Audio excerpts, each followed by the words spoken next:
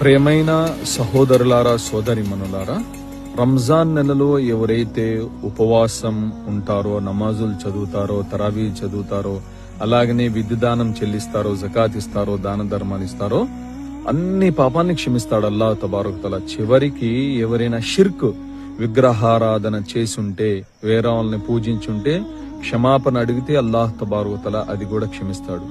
కానీ ఒక పాపం ఎవరైతే మనుషుల్ని ఇబ్బంది పెడతారో, మోసం చేస్తారో, అలాగని ఎవరి మీద దౌర్జన్యం చేస్తారో, ఆ మనిషి ఎప్పుడు దాకైతే క్షమించడో, దౌర్జన్యానికి గురైన అతను, అలానే ఎవరి దగ్గరైనా డబ్బులు తీసుకుని మనం ఎగ్గొడతామో, వాళ్ళ డబ్బులు ఎప్పుడు దాకైతే ఇవ్వమో, వాళ్ళు ఎప్పుడు దాకైతే క్షమించరో అప్పుడు దాకా అల్లాహ్ తబారక్ తఆలా కూడా క్షమించడు.